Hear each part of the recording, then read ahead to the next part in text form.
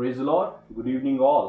आज मैं फिर आपके सामने हाजिर हूँ परमेश्वर के नाम से आप लोगों को ब्लेस करने के लिए, ताकि आप लोग भी मेरे लिए दुआएं कर सकें और परमेश्वर में और ज़्यादा बढ़ सकें। बहुत ही इंपॉर्टेंट चीज़ आज मैं आपके सामने डिस्कस करना चाहता हूँ। पहले उसका हल्का सा बैकग्राउंड दूंगा कि हम सब व्यक्तियों में परमेश्वर ने कोई ना कोई टैलेंट देके भर के रखा हुआ है। कोई ना कोई ऐसी चीज़ है जो कि दूसरों से अलग है, और उस टैलेंट को हम क्या दबा के रख रहे हैं या कुछ इस्तेमाल कर रहे हैं प्रभु यीशु के लिए।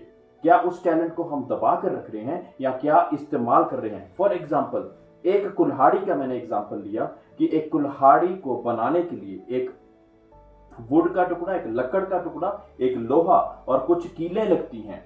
ये तीनों चीजें मिलकर एक कुल्हाड़ी को बनाती हैं। फिर उसकी जो एज है उसको शार्पन किया जाता है ताकि वो दूसरी चीज को काट सके, ताकि लकड़ी को वो काट सके और जहां पे भी वो यूज हो वो काटने के काम आ सके। मेरे प्रियो, अगर वो कुल्हाड़ी को तेज कर दिया गया है, लकड़ी के साथ जोड़ दिया गया है वो कीले ठोक कर, और उसको बहुत इतना तेज कर दिया गया है कि वो दूसरी चीज को काट सके, लेकिन अगर वो लकड़ी इस्तेमाल नहीं कर रहे और वो लकड़ी वहीं के वहीं पड़ी हुई है, तो उसका क्या लाभ? उसका कोई भी लाभ नहीं होगा अगर वो लकड़ी और वो कुल्हाड़ी अगर सिर्फ वहीं पे पड़ी हुई है। उसी तरह मेरे प्रियो, आपको बनाने के लिए खुदा ने बहुत सी चीजें इस्तेमाल करी, ऐसे ऐसे एक्सपीरियंसेस दिए होंगे आपको, जिससे आपका एक बारी तो दिल कहता होगा कि yes, God taught me something out of this. परमेश्वर ने इस वजह से मुझे कुछ सिखाया। कई बारी बहुत से सरमन्स लगे होंगे, आपको परमेश्वर के दासों के वचनों को सुना होगा और आपका दिल बदल गया होगा कि यस, मेरा दिल बदल गया, मेरा ये जो सरमन प्रभु के दास ने दिया ये मेरा दिल छू गया, मेरी हृदय की गहराइयों तक पहुंच गया। और बहुत सी प्रार्थनाएं लगी होंगी, आपके माँ बाप की, आपके पास्टर्स की, आपके उन लोगों की वो प्रार्थनाएं लगी होंगी जो कि चाहते हैं कि आपके जीवन में कुछ चेंज आ जाए। लेकिन मेरे प्रियो, अगर ये सारी चीजें होने के बाद भी आप स्टेप फॉरवर्ड ना रखें तो उसका क्या लाभ? अगर ये सारी चीजें, नॉलेज है, सरमन्स है, हर एक चीज आपके अंदर समा रखी है, लेकिन अगर आप उसको इस्तेमाल ना करें तो उसका क्या लाभ? हाँ मेरे प्रियो, आज का टॉपिक किलिंग द एज है। कौन ऐसा है जो कि आपकी कुल्हाड़ी को काटने से रोक रहा है?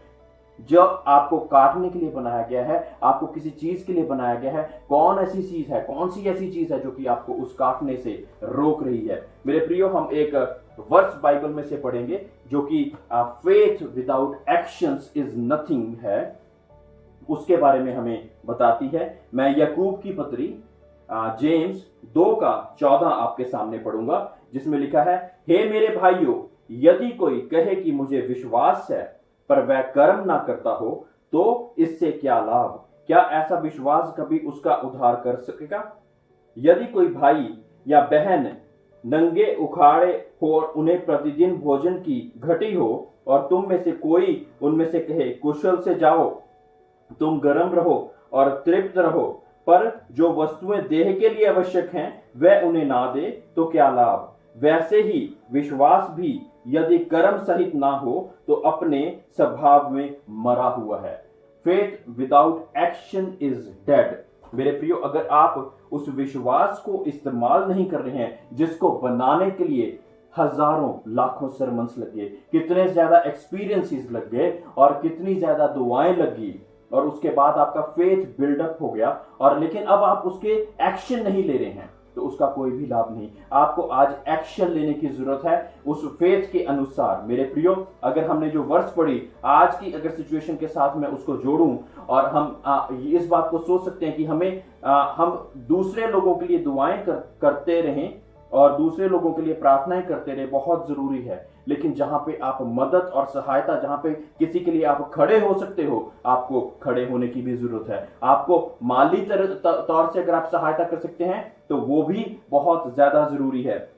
और बहुत ही जरूरी है कि इन सब चीजों से आप उस व्यक्ति की आशीष का कारण बन सके, क्योंकि faith without actions is nothing. अगर आपका विश्वास है और उसमें आप एक्शन नहीं ले रहे तो आप कुछ भी नहीं कर रहे। आप सिर्फ और सिर्फ एक मृत विश्वास बिना कार्यों के एक मरा हुआ फेथ है, उस जगह पे आप जी रहे हैं। तो अब हमें क्या करना चाहिए?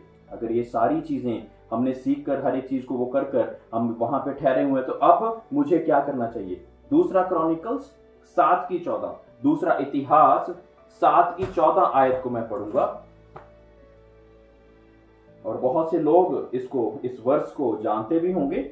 दूसरा क्रॉनिकल्स 7:14, तब यदि मेरी प्रजा के लोग जो मेरे कहलाते हैं दीन होकर प्रार्थना करें और मेरे दर्शन के खोजी होकर अपनी बुरी चाल से फिरें, तो मैं स्वर्ग से सुनकर उनका पाप क्षमा करूंगा और उनके देश को ज्यों का त्यों कर दूंगा। तो जब परमेश्वर की आवाज को सुनकर हम अपनी चीजों को चेंज करेंगे, अपने स्वभाव को चेंज करेंगे और उसको एक्शन में लेकर आएंगे, तो परमेश्वर हमारी बातों को, हमारी दुआओं को सुनेगा और हमारे एक्शन के अनुसार हमें प्रतिफल भी देगा। मेरे प्रियो, बहुत ही जरूरी है, आप लोगों की जरूरत है, आज आप लोगों की जरूरत है कि आप निकल कर प्रभु के लिए कुछ कर सके। You need to be stepped out to do something for the Lord. अगर आप अपने आप से बाहर निकलकर कुछ नहीं करेंगे परमेश्वर के लिए, तो आपका कोई भी लाभ नहीं होगा। मेरे प्रियो, जितने भी एक्सपीरियंसेस, जितने भी टैलेंट, जितने भी गुण परमेश्वर ने आपको दिए हैं, आज वो आप परमेश्वर के लिए यूज करें और परमेश्वर से किसी और का बरकत भी का कारण भी बन सकें। परमेश्वर आप सब लोगों को ब्लेस करे, यीशु के नाम से, आमीन।